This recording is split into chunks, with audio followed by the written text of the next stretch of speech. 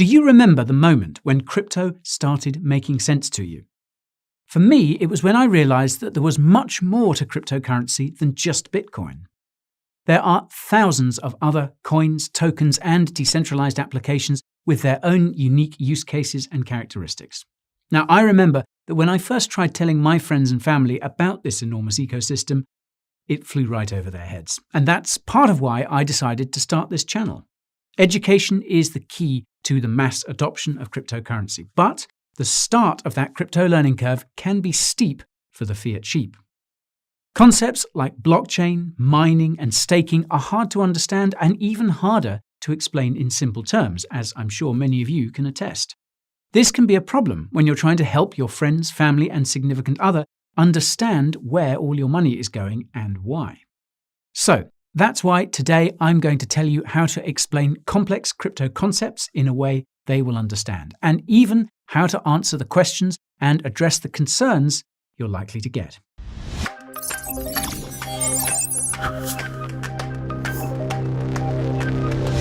Before we proceed, there is a disclaimer you must heed.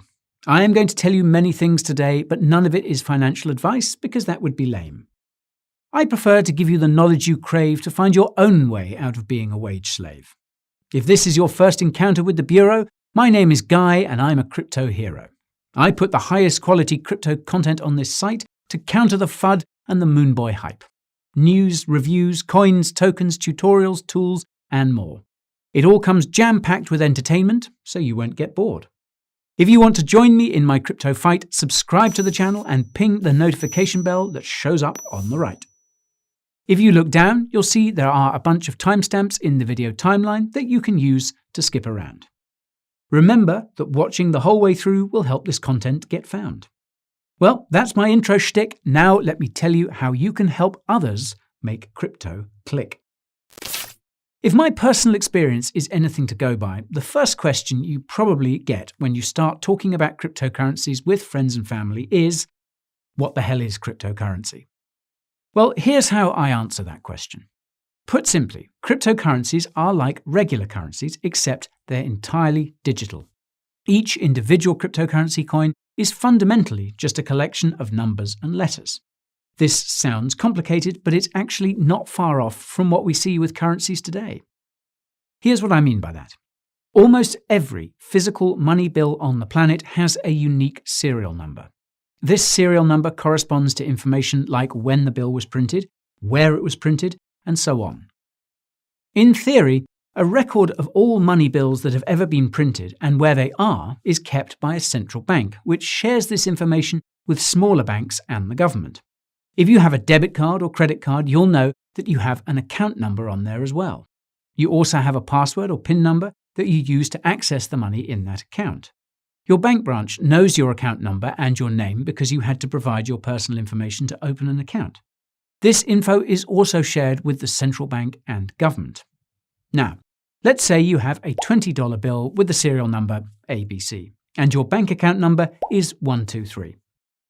When you deposit that bill into your bank account, your bank branch, the central bank, and the government will see and confirm that the $20 bill ABC has been moved into bank account number 123. This is almost exactly how cryptocurrencies work. Each individual cryptocurrency coin is like the serial number you see on a physical bill, just without the physical bill. Just like regular bills, almost every cryptocurrency can be divided into smaller pieces.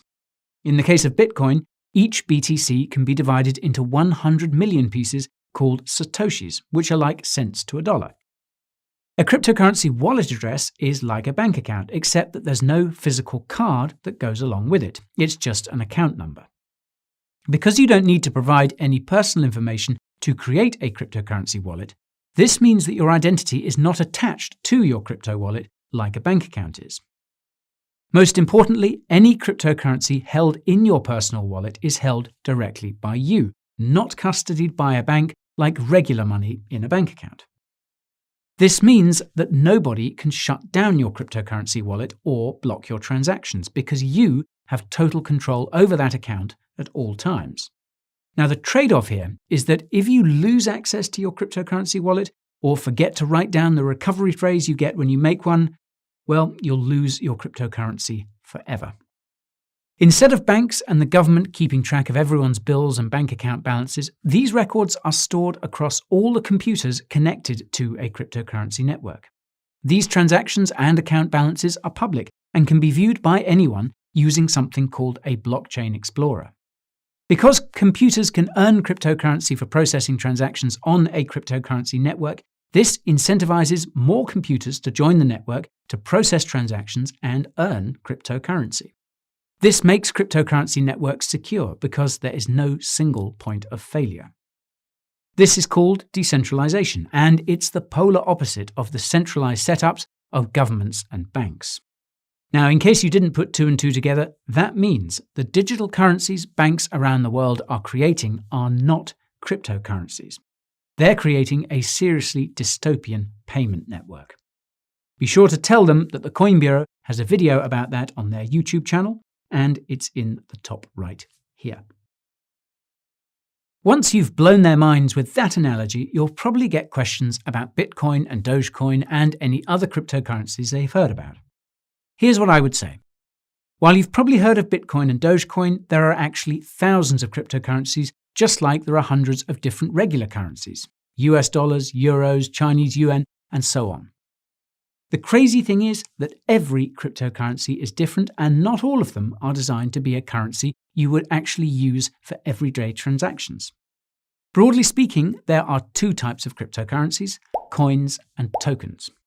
Now, cryptocurrency coins belong to cryptocurrency networks that were built from the ground up. And by from the ground up, I mean that someone spent a lot of time and a lot of money putting together the code required to create a safe and reliable cryptocurrency network. Cryptocurrency coins are the cryptocurrencies given to computers when they process transactions for a cryptocurrency network. For example, BTC is a cryptocurrency coin because the Bitcoin network was built from the ground up, and BTC is given to the computers that process transactions for the Bitcoin network. Because cryptocurrency networks are so hard to make from scratch, only a few dozen cryptocurrencies are actually coins. The rest are cryptocurrency tokens. In contrast to cryptocurrency coins, crypto tokens are easy to make and can often be created in a matter of minutes with little to no effort. This is why there are tens of thousands of tokens. The NFTs you keep hearing about are actually cryptocurrency tokens that are like digital certificates of ownership for physical or digital art pieces. NFTs are just the tip of the iceberg of what you can do with tokens as well. For example, there's a company called Circle that issues a cryptocurrency token called USDC. USDC is fully backed by real US dollars, which means that for every one USDC in circulation, Circle has $1 US in the bank. You can create USDC by giving them your dollars and redeem your dollars with USDC. Another company called Paxos issues a cryptocurrency token called PaxG. Each PaxG token is backed by 1 troy ounce of gold kept in a vault here in London, and you can redeem PaxG tokens for real physical gold or US dollars. The best part is that both Circle and Paxos are fully regulated in the United States and regularly audited to make sure they have the appropriate number of reserves on hand backing their tokens. How's that for security? Now, speaking of security, the most important thing to remember about cryptocurrency tokens is that a lot of them are nothing more than scams. This is primarily because cryptocurrency tokens are so easy to create. All a scammer needs to do is create a token, set up a fancy website, pay for a few ads on social media, pay a few news outlets to feature their shitcoin, and they can get rich off crypto noobs overnight. Naturally, the next question your crypto-curious compatriots are likely to croak is a timeless classic. Are cryptocurrencies safe? After all, I heard they're used by scammers and criminals, and I keep reading about all of these cryptocurrency hacks. Well, this is usually my response to these sorts of questions and comments. Whether a cryptocurrency is safe or not ultimately depends on the context. For starters, not all cryptocurrencies are created equal. Some cryptocurrencies are built to prioritize speed over security, and usually the consequences of that play out quite quickly. Luckily for us, there are always hackers somewhere looking to crack cryptocurrency networks, so they can trick them into creating new coins or tokens out of thin air to sell for a fancy profit. Now, this might sound scary, but it's no different to what happens to banks and corporations on a daily basis. When hackers succeed, the affected company usually beefs up its cybersecurity. The same goes for cryptocurrencies. This means that most cryptos that have been around for years are robustly battle-tested as a consequence of always being under attack by bad actors. If you're not convinced, well, consider this. As I mentioned earlier, some cryptocurrency networks are made up of computers spread out around the world that are constantly double-checking transaction histories and account balances. If you wanted to corrupt a cryptocurrency network, you would have to hack more than half of all the computers connected to the network at the same time in order to do it. This is impossible to do if you have a cryptocurrency network like Bitcoin that has millions of computers spread around the world. That said, some cryptocurrency networks have fewer computers processing transactions and are therefore more vulnerable to attack. The same rule applies to centralized cryptocurrency services like cryptocurrency exchanges, which is where most crypto hacks have happened. These are much easier and more lucrative to exploit than an individual cryptocurrency wallet, which is insanely secure. That's why you should always keep your crypto on your own personal wallet wherever possible, and only keep it on an exchange when you're trading or cashing out. And when it comes to self-custody, nothing beats a hardware wallet. I have a list of the best ones on the market, which you can watch by hitting that link in the top right. When it comes to criminal activities, it is true that ransom demands made by hackers often involve some kind of cryptocurrency. While the cryptocurrency these hackers demand is often Bitcoin, they almost always exchange that Bitcoin for a privacy-oriented cryptocurrency like Monero as soon as they can. This is because Bitcoin and most other cryptos have publicly viewable transactions and wallet balances. This makes Bitcoin transactions very easy to trace by authorities, even more than regular currencies. So it makes no sense for criminals to actively use and hold a currency that's so easily tracked. Cryptocurrencies like Monero are completely private, and even the US government can't crack its encryption, which is seriously impressive if you think about it.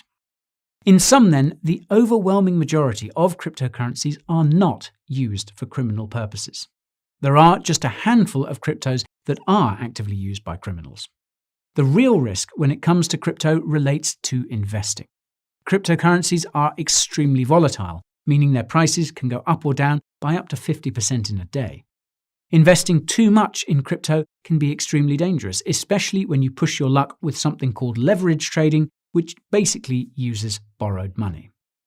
That's why you should only invest what you're willing to lose and not a penny more. Not financial advice, of course. Assuming it hasn't been asked already, the next question that will land in your lap will be along the lines of, why are cryptocurrencies so volatile? What gives them any value to begin with? Here's my counter. What gives the money in your wallet or in your bank any value? Now, once upon a time, it was backed by gold, but that changed, and since then, all state-issued currencies around the world have been losing value. This is because the only thing that backs dollars and euros is ultimately the trust we have in the governments that issue those currencies, and that trust has been eroding for decades. Not only that, but governments have been actively printing and manipulating their currencies to benefit themselves and the corporations that fund them at the expense of the average person. This has caused record levels of inflation that incentivizes spending over saving, which leads to overconsumption and causes the sort of environmental catastrophes they claim to want to stop. You can direct them to my video on the massive fiat Ponzi if they want further context. Anyways, after that rant, I usually go on to address the actual question. Cryptocurrencies are valuable because of what they do. Obviously, this value changes depending on which cryptocurrency we're talking about. Bitcoin has value because its BTC coin has an economic profile similar to gold. It has a maximum supply, and only a small amount of BTC is created each day, and that amount is cut in half every 4 years. Assuming demand for Bitcoin stays the same over time, this would lead to a doubling of Bitcoin's price every 4 years. However, Demand for Bitcoin has increased over time as we realize how weak regular currencies can be, and this awareness has been enhanced by the current pandemic. As basic economics dictate, when something has a limited supply but the demand for it continues to increase, prices inevitably rise. Many investors also see Bitcoin as a safe place to park your capital outside of the current financial system, including me. One important thing to note is that most other cryptocurrencies are highly correlated to Bitcoin, meaning their prices are reliant on what BTC does.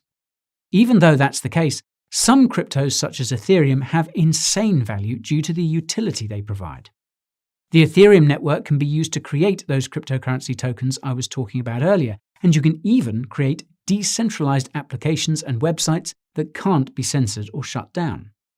All transactions related to creating and moving tokens and interacting with these applications require Ether to pay for gas fees.